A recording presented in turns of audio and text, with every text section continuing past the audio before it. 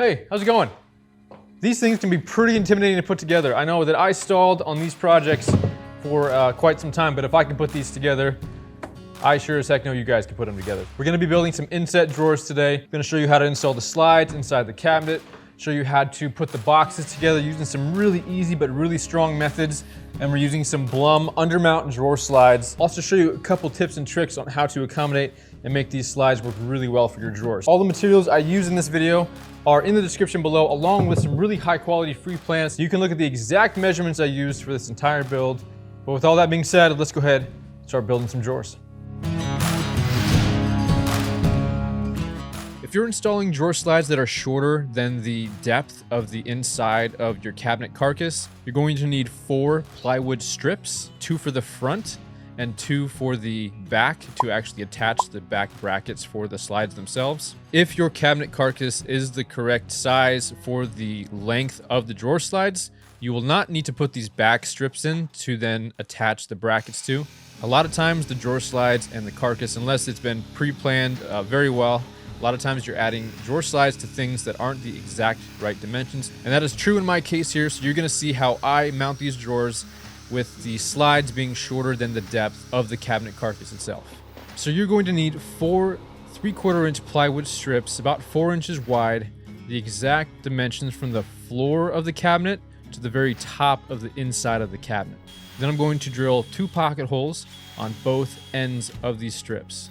I'm going to take the first piece and put it on the inside of the cabinet, push it all the way over to the left as far as possible, and then taking a pencil, make marks on the bottom of all of the drawer frames.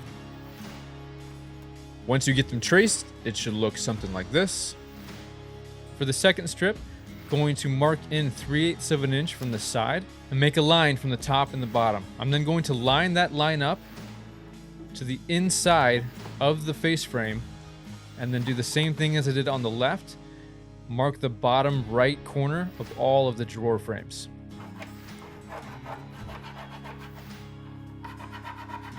It should look something like this. Actually, it should look exactly like this. Now, before I mount the brackets to these plywood strips, I do need to offset them 3/8 of an inch from that corner mark that we made for the drawer frames. This is easy on the right side because we already have that line measured 3/8 of an inch in, so all we have to do is line the brackets up with the outside of that board. But on the left side, I'm just going to take a combo square and make a mark 3/8 of an inch to the left of those corner marks. That way I can offset those brackets correctly. To attach the brackets, I'm just using the hardware that was included in the mounts that I bought. And then heading back over to the cabinet, I'm going to take the remaining 2 strips that we haven't used yet, and I'm going to install them so that they're perfectly flush with the inside edge of that face frame. It's very important to get these to line up as perfectly as possible. This is going to allow for the drawers to line up correctly. Now, these are 21-inch deep drawer slides, so to get the correct depth for that back support piece, all I did was line up the slide to the very front, just inside, flush with that face frame, used a clamp, and then just slid the brackets in the back so I knew exactly where I had to fasten that rear support. I also used a scrap 3/4 inch board and put it in between the slide and that dividing wall. That way I knew it was spaced correctly right to left and front to back. Hopefully this is all making sense. Again, I've got all the plans with the dimensions in the description. So if you want to make this yourself, go ahead and give those a download. So real quick here, I want to pause the video. If you want overmount drawers, these slides need to be just like 1/8 of an inch back from the face frame itself. If you're doing inset drawers like this one is right here, you're going to need to line them up just behind the face frame, as you can see right there. There you go. Inset versus overmount. Super simple. Overmount in line with the outside of the face frame. Inset in line with the inside of the face frame. Once everything was lined up and looking crispy, went ahead and just used 2 screws on the, well, first I slid the mounts into the brackets in the back, and then just used 2 to 3 screws on the front to fasten it, making sure that it was flush with that face frame on the bottom and the side. Once the right side was done, just repeated the exact same steps for the left. Only this side was easier because I didn't need any spacing. I could slide that right up against the wall and knew exactly where it was going to go. It was a little difficult to get the slides and the brackets in and still be able to access the pocket holes, so had to take a few brackets off. But after finagling with it for a little bit, we got them all installed and everything was looking like it was lining up perfectly. Now it was time to move on to cutting some drawer boxes. The drawer boxes, the side, front and back, and the bottom are all going to be made from this 1/2-inch plywood. And I will be adding a 1/2-inch dado to the bottom of these drawer boxes. However, I don't have a dado stack right now, and the blade I do have on my table saw is not a flat grind, so it would have been a pain in the neck to try to level out the inside of those dados. So I decided and opted to go for the 1/2-inch spiral upcut bit I have on this router here. So after a quick test on a scrap piece of plywood, always like to test it out, I used a guide along with this router and the 1/2-inch upcut spiral bit, measured in a 1/2 inch from the bottom of these panels, and then before cutting them down to size, went down the entirety of the strip to make sure I had a dado all the way down. This worked out really well. I would have preferred to use a router table rather than this guide on the router, but I didn't have one. Don't really have enough room in the garage setup I'm currently working in, so that will be a project for the future to get a really nice router table for this. And also, you know, just having a dado stack for my table saw probably would be the easiest option. To get the exact dimensions for my drawer boxes, all I did was measure the drawer slides. So outside to outside of the slides, which was 20 inches in this case, and I knew these were 21-inch deep drawer slides, so I had to make cuts on the strips with the dados in them. So I needed 6 panels at 20 inches for the front and the back, and 6 panels at 21 inches for the sides. To accommodate for the undermount drawer slides, we are going to need to cut out a 1.5 inch by 1/2 inch piece on the back panel. So in this case, since there's going to be 3 drawers, we take 3 of the 20-inch panels, mark 1.5 inches in, and then cut up 1/2 inch on the bandsaw or jigsaw, whichever one you have. This is going to allow for the drawer to sit directly on top of those drawer slides and attach to those clips on the front correctly. For the drawer bottoms, we're going to get them cut, accounting for that extra 1/4 inch on all 4 sides we're going to need for that dado. After a quick dry fit on all 3 of the drawers, going to pre-sand all of them. Everybody knows that it's almost impossible to sand drawers after you put them together, so definitely take the time and pre-sand all of them with 120 to 150 grit sandpaper before assembling them.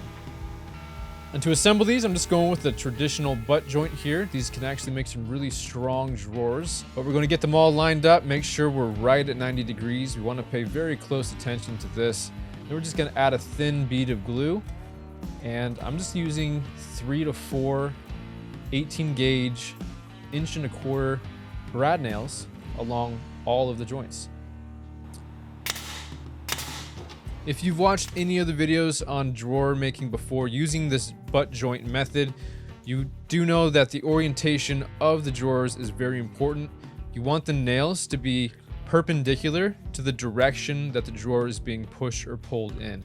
This way, the nails are working against the wood, and there's no chance of you pulling the drawer out really rough one time and just pulling the whole front off, because the nails are going parallel with the direction the drawer is going in and out. And here's a little overlooked step that some people forget when doing these undermount drawer slides, but basically what you need to do is just put the drawer in, slide it to the back, and bang it against the back a few times. This will make a couple marks on the very back of the drawer. There are a couple metal posts that need to slide inside the back of the drawer in order for the clips to seat on the slides.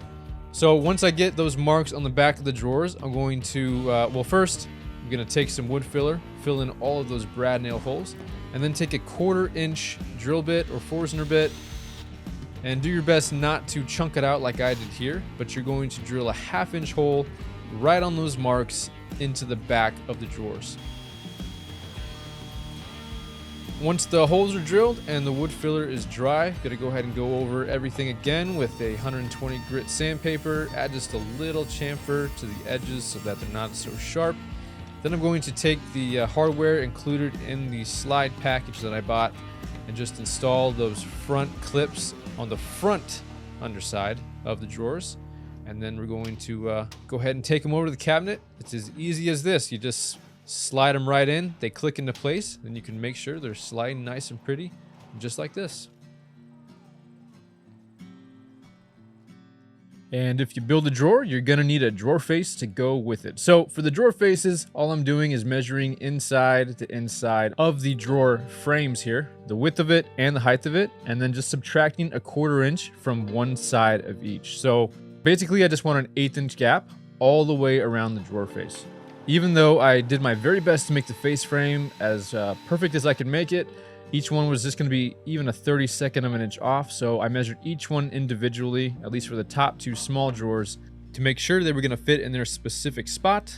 And I made sure that each drawer face was the exact same thickness as the thickness of the face frame. If you're using pre-milled lumber you get from the hardware store, this isn't going to be as big of an issue, but since I was milling down my own lumber here in the shop, I had to make sure it was very precise. And in this case, I had everything milled to 3/4 of an inch thick. To attach the drawer faces to the drawer boxes, I'm just using the traditional card trick. You're just gonna play around with the amount of cards on all 4 sides of the drawer. You want them to be as equal as possible per side. You want it nice and firm so the drawer is not gonna move around when you start attaching it with screws from the inside of the drawer. Just gonna repeat this exact same process for all 3 of the drawers. Another thing I want to mention is that these are the less expensive Blum undermount drawer slides. There are slightly more expensive ones you can get with like rollers that are easier to adjust side to side on the drawers. These don't adjust side to side, but they do adjust up and down. You can actually adjust on the back of the slides. There's a little switch on the very back that you push back and forth. It'll raise the back up and down just a little bit. But that's all you really need if you're close in your measurements. But on the front hardware here, you can actually push in and forward or back, and that will either raise or lower each side independently, just a little bit, and that's, like I said, all you need if you got pretty close in your measurements. So if it's a little off and you're not exactly an 1/8 inch around the entire perimeter of the drawer face, you do have a little wiggle room and you can make some adjustments there. Since this was going to be some garage furniture, I actually opted not to finish the inside of my drawer boxes, but you can use something like shellac, lacquer, polyurethane, or any oil-based finishes for a nice, smooth, durable, and easy finish to keep your drawers lasting a long time. If you guys like this video, be sure to like, subscribe, check out the free plans in the description. Also, if you want to see the full build video to this ultimate grill card I was making, check out the video I have on the screen here. I bet you'll like it. I'll see you guys in the next video.